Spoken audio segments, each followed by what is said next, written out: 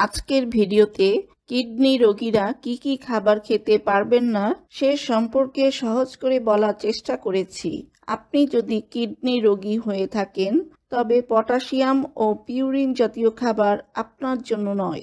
Medical report অনুযায়ী আপনার রক্তে পটাশিয়াম, ফসফরাস, ইউরিক অ্যাসিডের মাত্রা জেনে তবেই চিকিৎসক কিডনি রোগীর জন্য খাদ্য তালিকা তৈরি করেন। প্রথমেই বলবো সবজি বিষয়ে।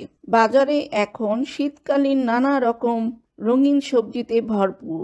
চাইলেই আপনি এই সকল সবজি খেতে পারবেন না। সেজন্য আপনাকে জানতে হবে কোন কোন সবজি আপনি খেতে পারবেন। না জানার কারণে আপনার দেহে ইউরিক অ্যাসিডের পরিমাণ বাড়িয়ে দিতে পারে। আর অনেকেই আমরা জানি না যে ইউরিক অ্যাসিড বেড়ে গেলে কিডনিতে পাথর হতে পারে, এমনকি কিডনি নষ্টও করে দিতে পারে। বাজারে এখন লাল লাল টসটসে টমেটো, যা দেখলেই সালাদ করে খেতে মন চাইবে। কিন্তু দুঃখের বিষয় হচ্ছে টমেটো ও পালং শাক কিডনি পেশেন্টের জন্য একেবারেই খাওয়া যাবে না। অন্যান্য শাক যদিও খাওয়া যায় সেটাও খুব অল্প পরিমাণে। এছাড়া ব্রোকলি, ফুলকপি, ঢেঁড়স, গাজর, মিষ্টি আলু, বিটরুট খাওয়া যাবে না। বিট আমরা খুব মজা করে সালাদ হিসেবে পছন্দ করি। এটা আয়রন সমৃদ্ধ খাবার হলেও কিডনি রোগীদের জন্য বিট খাওয়া নিরাপদ নয়। আরেকটি জনপ্রিয় সবজি হচ্ছে মাশরুম। স্যুপ ও বিভিন্ন চাইনিজ রান্নায় মাশরুম ব্যবহার করা হয়। মাশরুমে পিউরিন বেশি থাকার কারণে এটাও খাওয়া যাবে না। কিডনি রোগীর জন্য প্রোটিন নিয়ন্ত্রণ করা খুবই জরুরি। ডাল ও বিচি জাতীয় খাবার খাওয়া যাবে না, যেমন বিভিন্ন প্রকার ডাল, কাঁঠালের বিচি, শিমের বিচি, মটরশুঁটি, বাদাম ইত্যাদি। ড্রাই ফুডের মধ্যে খেজুর ও কিশমিশে প্রচুর পটাশিয়াম থাকার কারণে কিডনি রোগী এগুলো খাবেন না। ব্রাউন রাইস খেলে পটাশিয়াম ও ফসফরাস বেড়ে যায়, সে কারণে খাবেন না। লবণ ও লবণাক্ত খাবার কিডনি রোগীর সোডিয়াম বাড়িয়ে দেয়। কিডনি রোগীর সোডিয়াম পরীক্ষা করে লবণের পরিমাণ নির্ধারণ করতে হবে।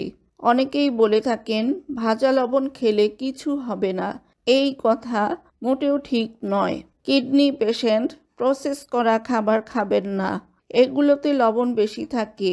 সেই সঙ্গে প্যাকেটজাত খাবারও বাদ দিতে হবে। চিপস খাওয়া যাবে না। কিডনি পেশেন্ট রেড মিট খাবেন না, এতে ফসফরাস ও পটাশিয়াম বেশি থাকে।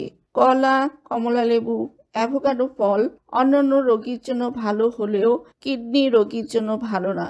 এই ফলগুলো পটাশিয়াম বাড়িয়ে দেয়। কালো রঙের পানীয় পান করবেন না, এগুলোতে ফসফরাস দেয়া থাকে, যা খাবারের স্বাদকে বাড়ায় ঠিকই, কিন্তু কিডনি খারাপ হতে সাহায্য করে। কিডনি রোগীরা সবচেয়ে যে ভুল করে থাকেন সেটা হচ্ছে পানি পান করার ক্ষেত্রে।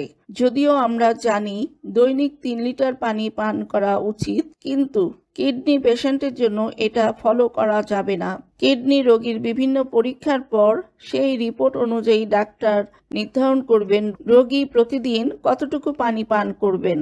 এই বিষয়ে না জানার কারণে অতিরিক্ত বা কম পানি পান করার ফলে রোগীর খারাপ হয়ে যাওয়া কিডনিকে আরও বেশি খারাপের দিকে নিয়ে যাচ্ছেন।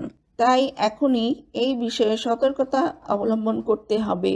ভিডিওটি সম্পর্কে অবশ্যই একটি কমেন্ট লিখে যাবেন। ধন্যবাদ।